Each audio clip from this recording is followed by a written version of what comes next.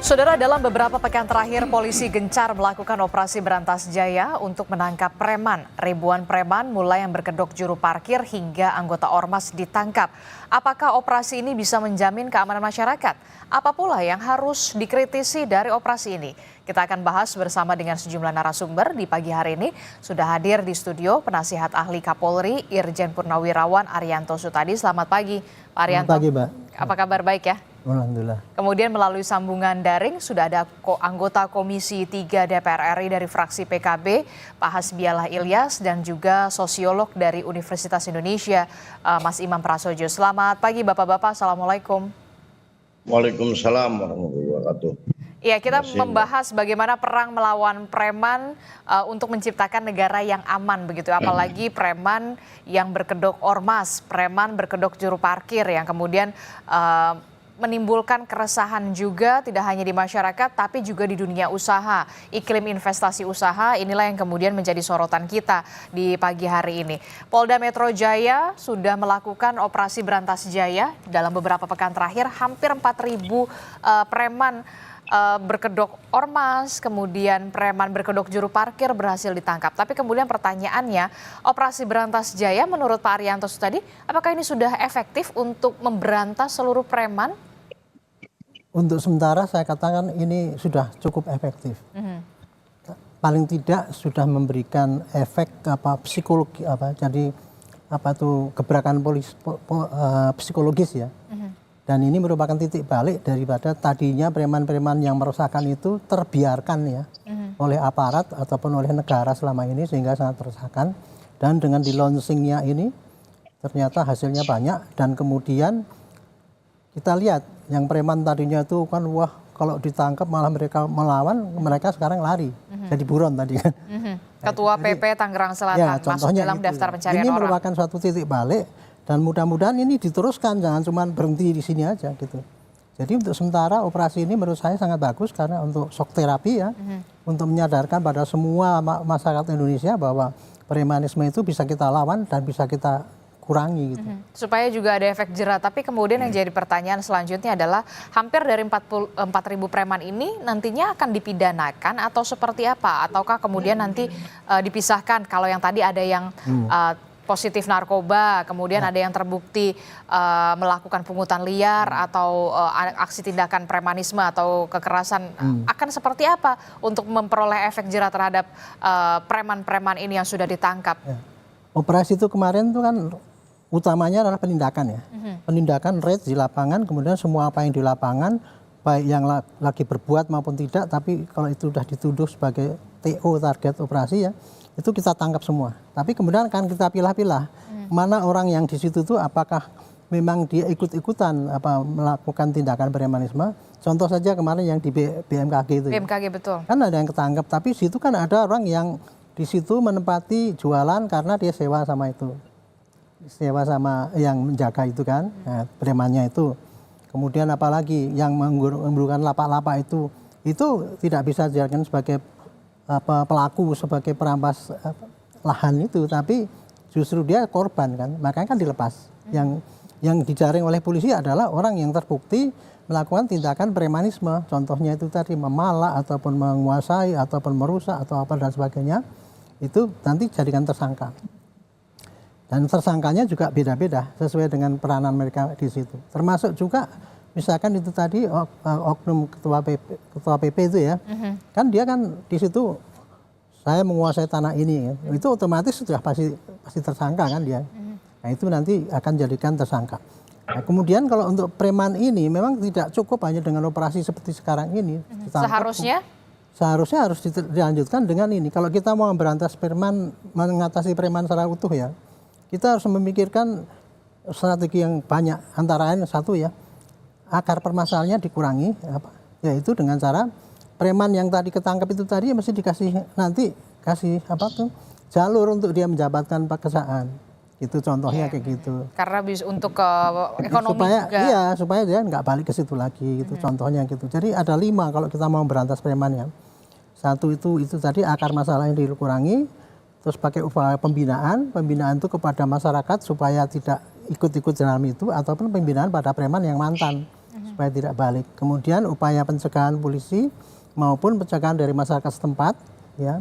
Kemudian upaya penindakan. Penindakan itu tadi ada 3 tahap. Penindakan itu pakai rutin ataupun pakai kegiatan yang ditingkatkan atau pakai operasi khusus. Terakhir adalah koordinasi. Koordinasi antara instansi, yaitu instansi yang terkait, yaitu misalnya ya polisi, kalau tanah ini BPN, kemudian Pemda, apalagi kelompok tokoh-tokoh masyarakat dan sebagainya. Hanya dengan koordinasi yang mantap itulah maka upaya pemberantasan ataupun pengurangan praktek premanisme itu bisa dikurangi. Oke, ada berbagai poin yang kemudian harus tidak hanya soal operasi berantas jayanya saja. Ada 5 strategi itu. Ada 5 strategi ya, harus benar-benar ke akar permasalahannya. Setelah ini nextnya, oke, setelah dibina, terus apa selanjutnya? Jangan sampai kemudian setelah ditangkep-tangkepin, yang masih dalam taraf ringan kemudian dilepaskan kembali, terus ya begitu lagi, begitu ya. Inilah yang kemudian jadi pertanyaan kita semua. Saya ke Pak Hasbialah. Pak Hasbialah, kalau dari DPR sendiri seperti apa melihat operasi berantas jaya yang sudah dilakukan oleh kepolisian sampai saat ini, bahkan Polda Metro Jaya hampir 4.000 preman. Tapi yang kemudian jadi pertanyaan kita bersama adalah ini sebenarnya efektif nggak sih, atau kemudian ini memang lagi periodik saja begitu ya, tidak secara menyeluruh dan tidak sampai ke akar permasalahannya sebenarnya. Terima kasih Mbak. Menurut saya begini, pada waktu itu saya Komisi 3 itu kunjungan spesifik ke Kapolda Metro Jaya, dan memang janji Kapolda Metro Jaya pada waktu itu akan memberantas preman se-Jabodetabek. Dan alhamdulillah saya sangat mengapresiasi hari ini sudah ketangkap hampir 4.000 preman. Tapi menurut saya ini hanya sementara sifatnya, tidak lama. Saya tidak akan yakin dia akan sanggup bertahun-tahun akan menghilangkan preman di Jabodetabek atau di Indonesia. Karena kunci untuk menghilangkan preman di Indonesia itu satu, Mbak. Di antaranya lapangan pekerjaan. Karena lapangan pekerjaan itu sangat kurang, daya beli masyarakat menurun. Ini tidak bisa hanya dilakukan oleh polisi, harus ada kerjasama antara kepolisian dan pemerintah di dalam menyelesaikan permasalahan ekonomi. Kuncinya di ekonomi. Orang menganggur, orang tidak bisa kerja, mau tidak mau mereka anaknya butuh makan, mereka jadi preman. Daya beli masyarakat turun, semua turun hari ini. Ini faktor ekonomi, itu faktor utama. Dan kalau preman itu bukan hanya baru hari ini, dari zaman Orde Baru juga sudah ada preman. Apalagi setelah reformasi. Jadi bukan permasalahan yang menurut saya baru, ini soal lama. Dan seharusnya pemerintah dan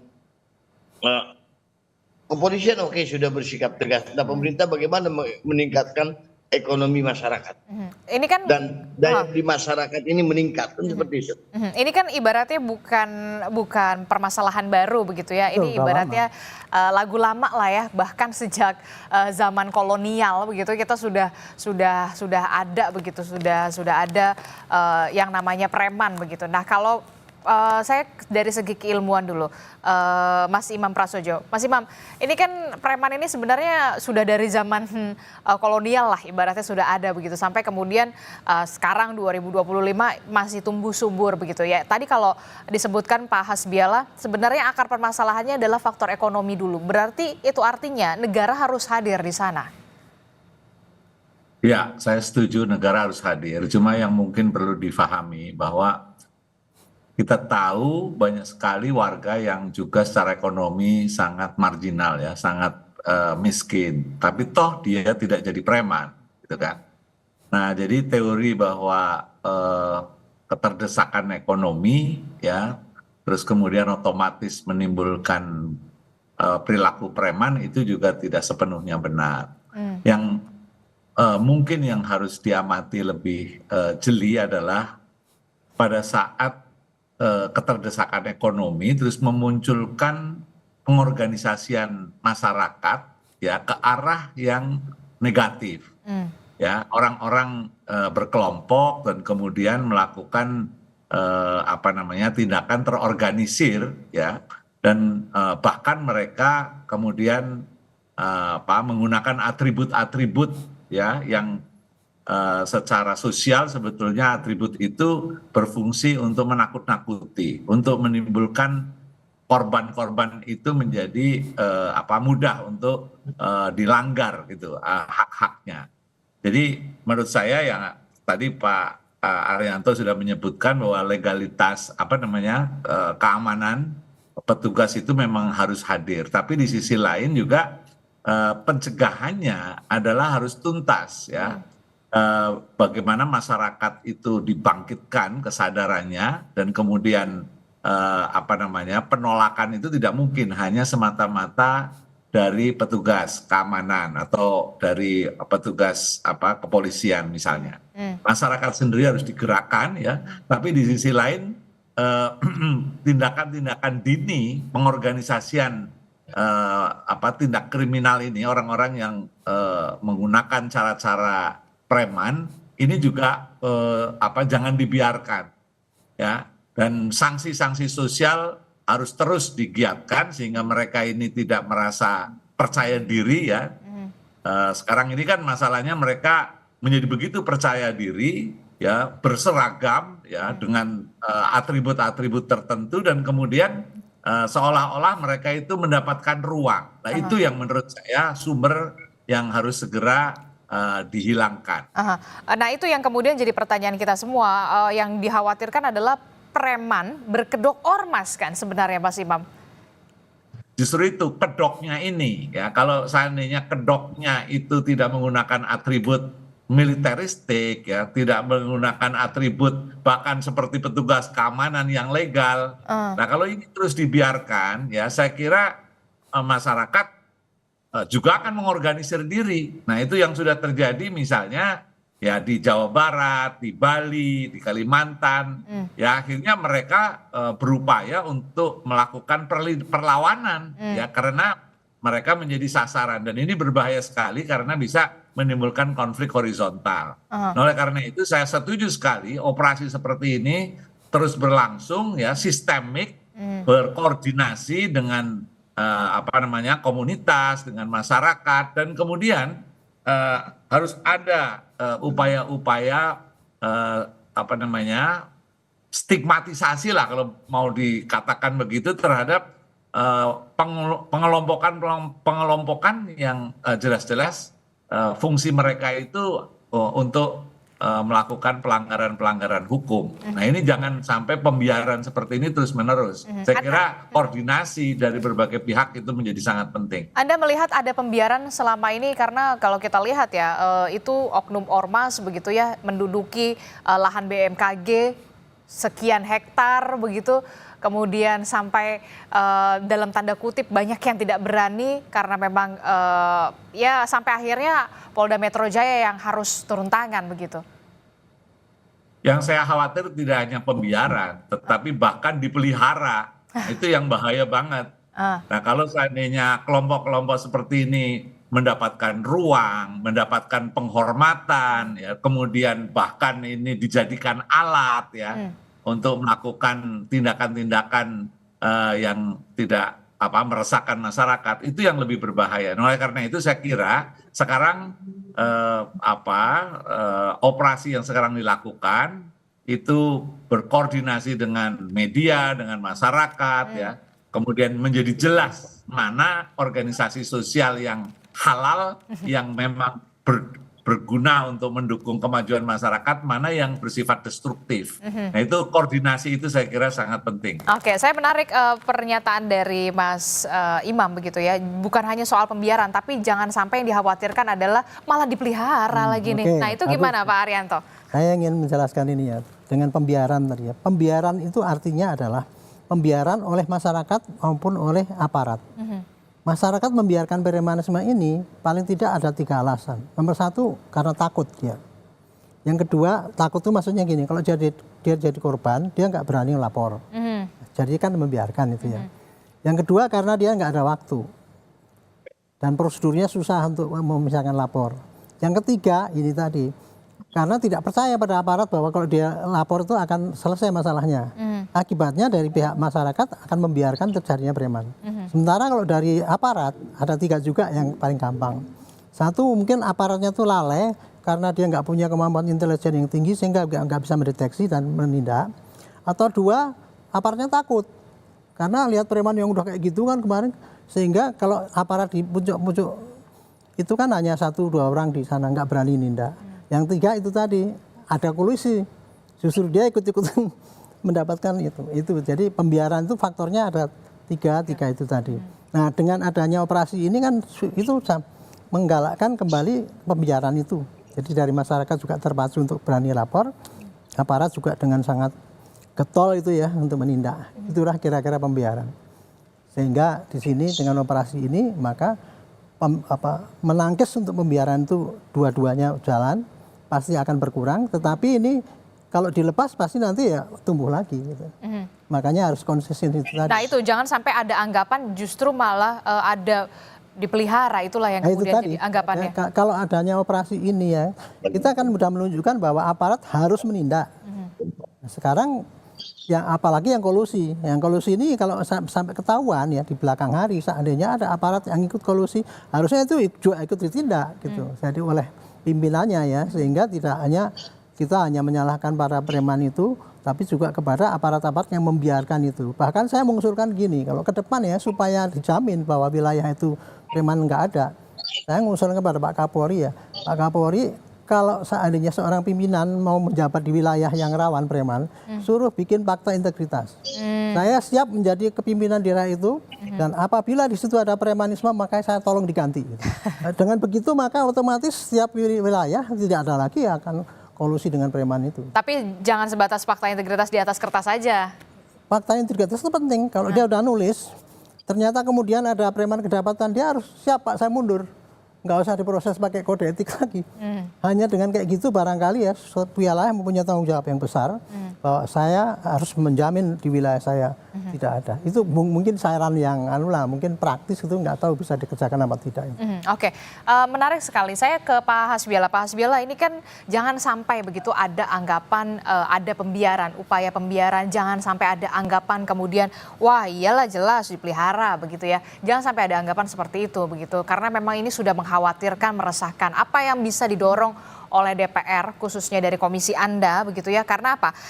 Karena Direktur Reserse Kriminal Umum Polda Metro Jaya menyebutkan bahwa Polda Metro Jaya hanya bisa sebatas memberikan data kepada Kementerian Dalam Negeri soal preman-preman yang berkedok ormas, begitu ya?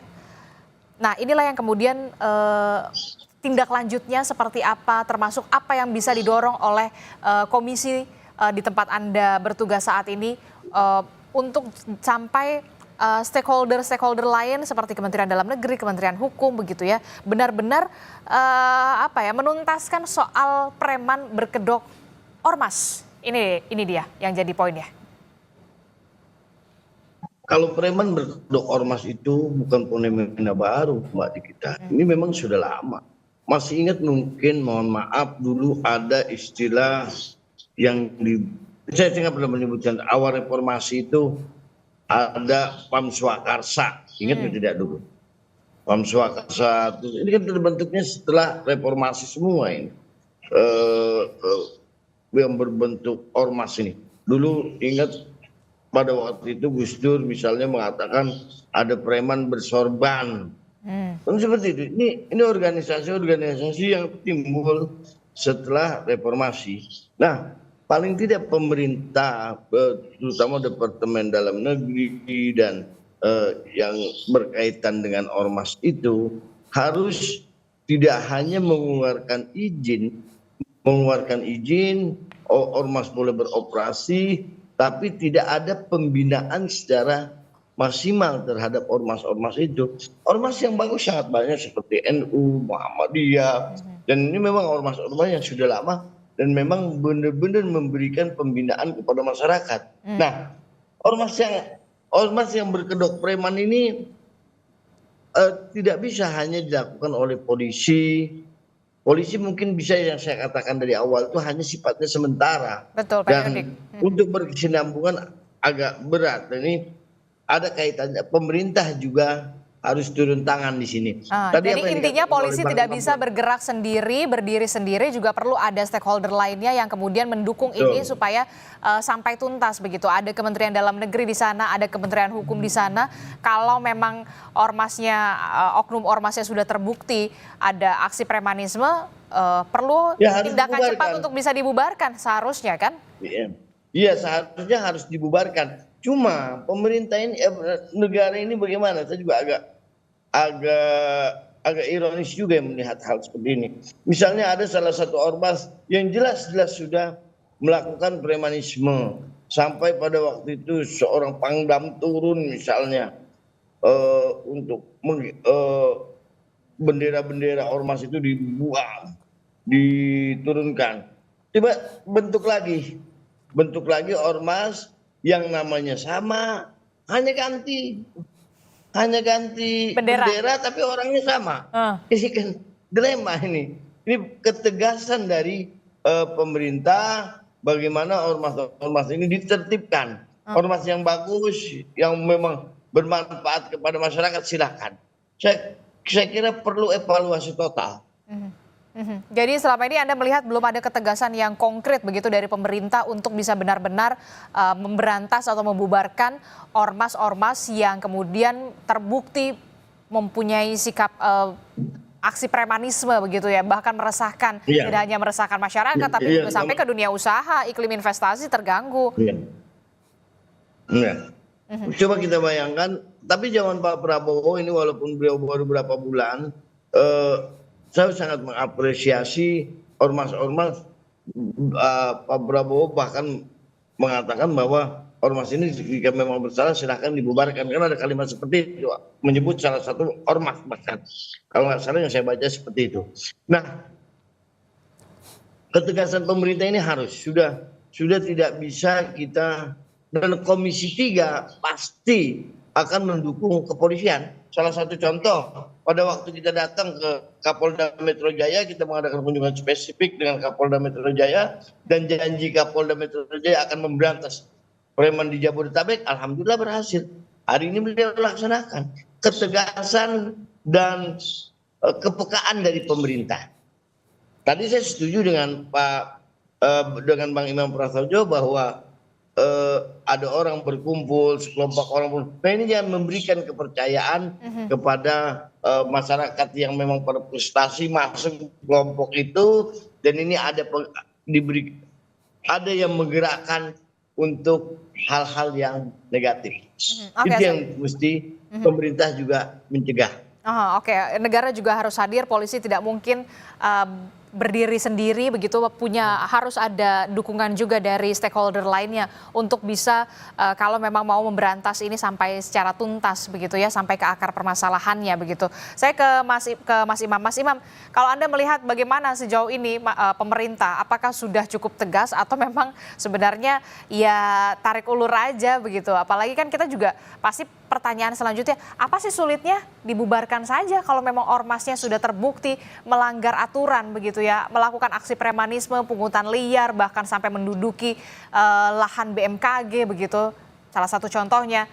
Anda melihatnya seperti apa fenomena ini? Ya itu saya kira yang dibaca masyarakat ya, ada keraguan-raguan. Nah, tapi mungkin yang sekarang perlu dilakukan adalah bagaimana membangun penegak hukum yang bekerja sama dengan masyarakat sebagai koalisi terpercayalah gitu. Karena kita seringkali juga ada pandangan bahwa kok penegak hukum yang harusnya menertibkan malah bercumbu gitu loh di depan publik, terlalu dekat gitu lah. Akhirnya penegak hukum yang menjadi sandaran masyarakat agar premanisme itu bisa mereka tindak, itu menjadi keraguan-raguan muncul karena kok di publik malah berdampingan, ya di televisi berdampingan, acara-acara tertentu mereka bersama dalam satu ruangan, sementara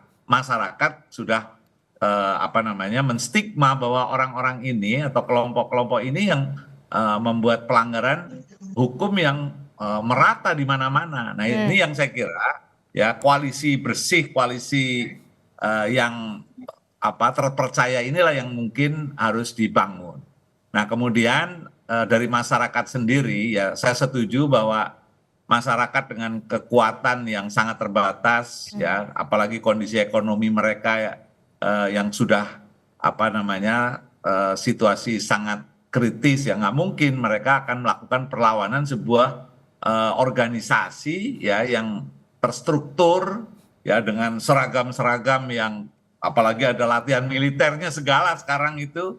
Nah, hal-hal seperti itu saya kira penegak hukum harus bekerja sama dengan masyarakat ya, berkoalisi untuk memberantas gerakan-gerakan seperti ini di dalam masyarakat. Nah, kalau itu koalisi itu terbangun, koalisi terpercaya yang bersih untuk anti preman, dan kemudian ada unit-unit di setiap lokasi ya, polsek, polres itu mendapatkan dukungan dari masyarakat. Masyarakat sendiri juga bila ada gangguan dengan mudah bisa melaporkan tanpa harus berbelit-belit gitu kan. Ada rapid reaction unit ya, Pak Arianto mungkin akan memberikan optimisme baru bahwa pemberantasan preman itu terstruktur, bukan hanya program sporadis, apalagi hanya gara-gara misalnya ada investor yang kemudian membatalkan ya gara-gara hal-hal yang sifatnya kasuistik. Jadi saya kira perlu ada pemikiran yang struktural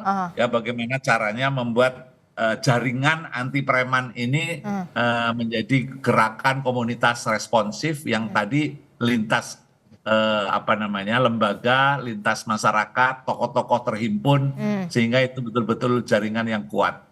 Perlu ada gerakan yang struktur begitu ya, jangan sampai ini hanya ya pas lagi hangat-hangatnya saja begitu ya. Nah, apalagi sampai ada anggapan begini, ya ada anggapan yang ditumpas kan cuma klasteri, cuma yang untuk ditonton saja, yang jadi tontonan masyarakat, tapi yang kelas kakapnya tuh masih santai-santai aja tuh. Nah, itu gimana Pak Arianto? Ya, saya hanya ingin menambahkan ya. Kalau kita mau memberantas premanisme secara keseluruhan, itu 5 strategi itu tadi harus diterapkan. Ini operasi sekarang ini hanya mampu menahan supaya tidak masif, gitu aja. Nah, kalau yang berarti ini operasi Berantas Jaya adalah operasi yang sementara saja? Ya, ini untuk gebrakan ya. Jangka pendek? Karena yang namanya operasi itu pasti ada batasnya, Pak. Operasi itu adalah suatu ketentuan ya, cara bertindak dalam waktu tertentu, dengan kekuatan tertentu, dengan target tertentu, dengan biaya tertentu, itu namanya operasi, sehingga serius. Kalau di bawahnya itu adalah kegiatan yang ditingkatkan, di bawahnya lagi adalah kegiatan rutin. Nah, jadi operasi ini sekarang ini menurut saya sudah suatu titik awal yang bagus ya, diteruskan dengan yang sangat intensif itu tadi. Masuk Pak Imam tadi mengatakan ya preventif misalnya itu harus ada responsif yang cepat dari unit reaksi cepat, dulu pernah ada. Nah, ini polisi juga meningkatkan. Wah, kalau diterangkan panjang sekali, Pak. Tapi saya ingin menambahkan satu ini ya, mengenai ormas ini ya. Ormas ini sebetulnya undang-undang ormas itu sudah ada di situ, bahwa ormas itu tidak boleh melakukan tindakan-tindakan yang mengganggu ketertiban, terus berlagak seperti aparat, itu nggak boleh. Dan kalau itu dilanggar, itu Mendagri hanya bisa menegur, kemudian mengusulkan untuk dibubarkan. Tapi kalau ada yang melakukan anggota atau pengurus yang melakukan tindakan pidana, itu otomatis nggak usah Mendagri, tapi polisi harus bisa menindak. Gitu, menindak dengan proses hukum yang berlaku gitu. Jadi sebetulnya undang-undang itu sudah cukup ya. Tapi yang soal pembubaran ormasnya juga bukan ranahnya polisi kan? Ya, cuman implementasinya itu nggak masih kurang intensif ya itu. Kurang greget gitu maksudnya? Ya, kurang greget, dan mungkin ya selama ini nggak pernah diterapkan. Contoh misalnya pembubaran ormas itu kan, kalau menurut undang-undang ormas itu kan ada peringatan dan sebagainya itu ya, diusulkan ke hakim. Itu karena dulu ormas itu dibentuk karena reformasi kan, sebagai kebebasan berpendapat. Ya. Nah, sekarang ya saya lihat ya kegamangan daripada aparat ini untuk menindak itu tadi.